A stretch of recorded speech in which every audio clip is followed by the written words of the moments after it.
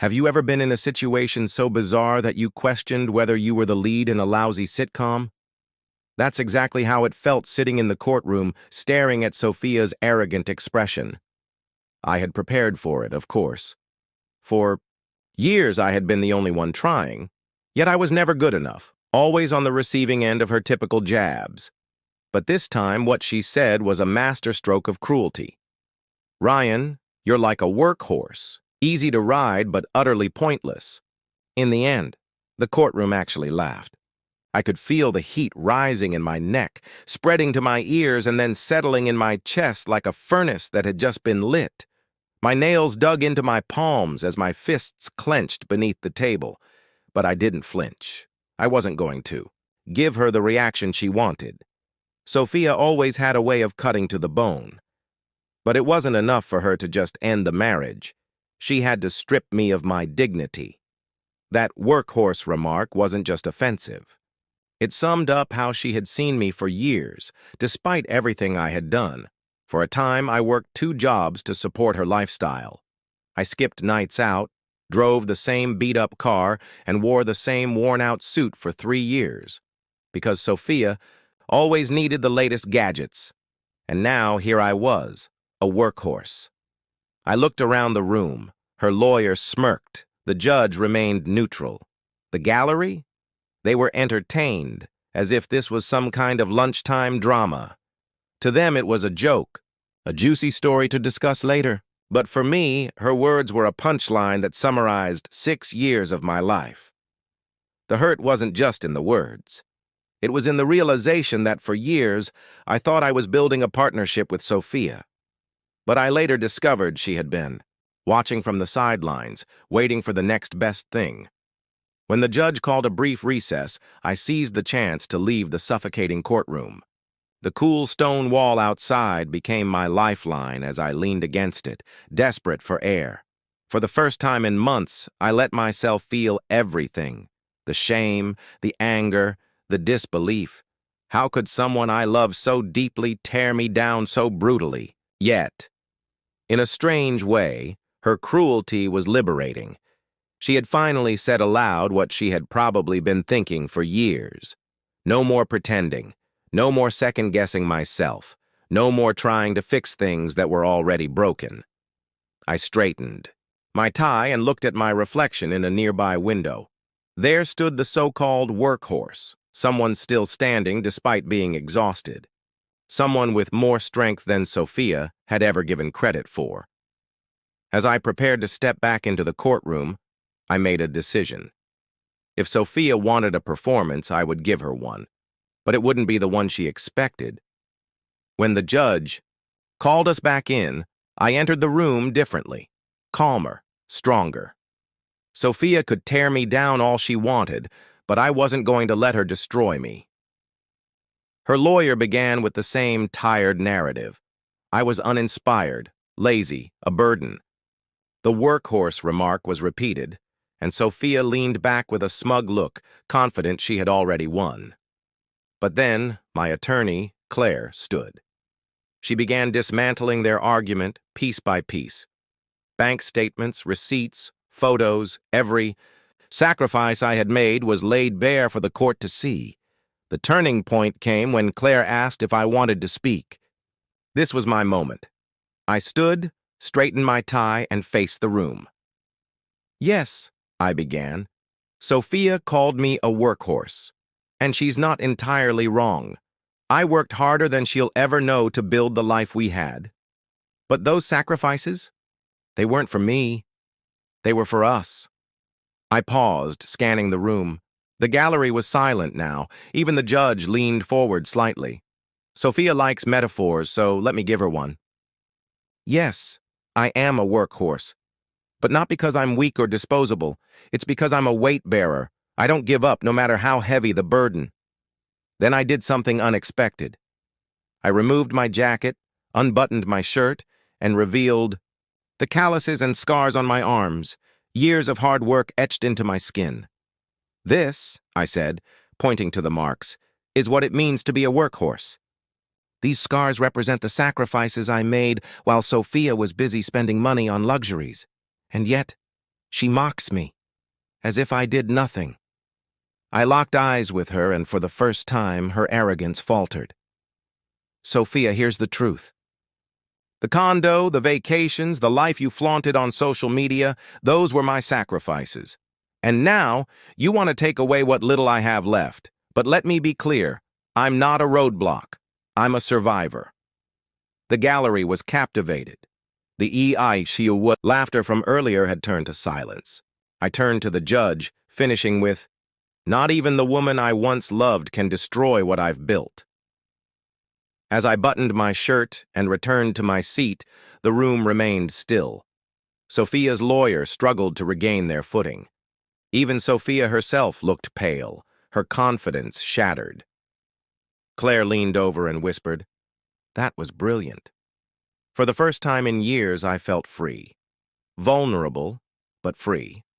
Sophia had underestimated me, thinking she could control the narrative, but the truth?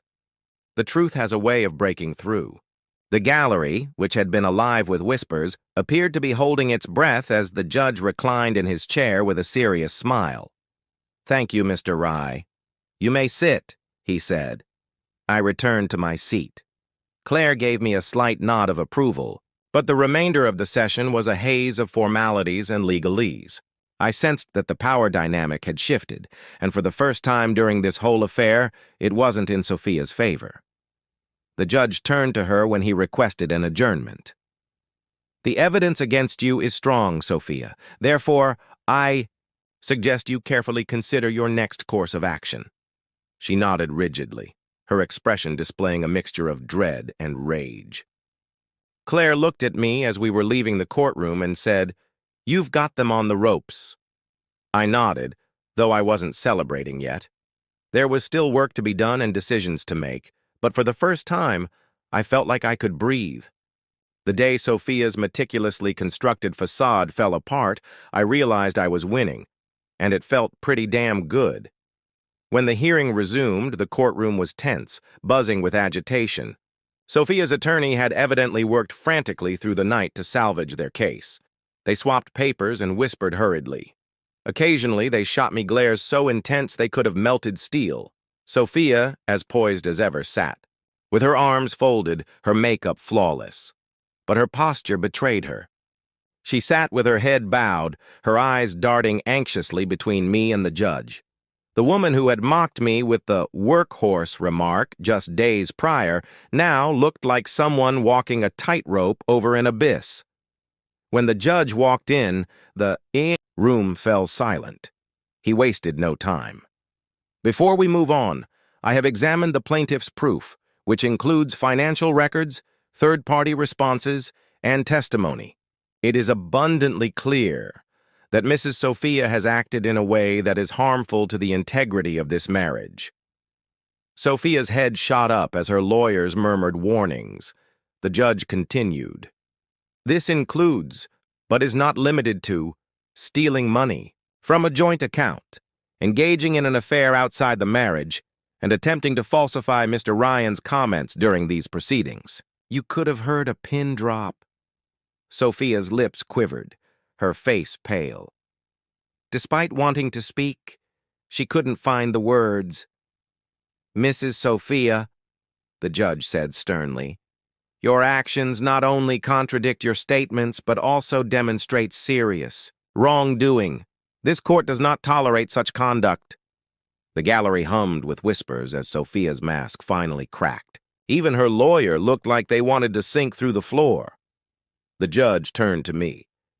"Mr. Ryan, your allegations of financial and emotional exploitation are deemed credible by this court. Based on the facts presented, you have shown incredible poise and integrity throughout these proceedings." I nodded, keeping my expression neutral, though inside I felt the flood of years of humiliation and self-doubt start to fade. The court outlined the financial penalties Sophia would face. She would have to pay a substantial share of the marital assets and return the money she had taken. The decisive blow came when the judge leaned forward slightly. "The court acknowledges the damage your actions have caused, Mrs. Sophia. I would encourage you to reflect on the choices that brought you to this point. Sophia looked like she might cry, but instead sat there, her shoulders slumped, her confidence reduced to ashes. As the judge adjourned the session, even her attorney whispered words like reputation and damage control. I packed my things, pausing, as I passed her table. I leaned in slightly and muttered, "Workhorse, huh?" She didn't reply, didn't even raise her head. I walked out with Claire, who smiled for the first time. "You should have seen her face when the court announced the penalties," she said. For the first time in what felt like years, I laughed. A genuine, unburdened laugh. Outside, the air was crisp and fresh. The sun shone brighter than it had in months. Sophia believed she could shatter me, humiliate me, and take everything I'd worked for. Instead, her mask had been ripped off for all to see. Walking down the courthouse steps, I felt like I had taken off a heavy coat on a scorching day. The sting of Sophia's betrayal, once so sharp, now felt more like a dull bruise. Claire and I discussed the next steps, but I wasn't paying much attention.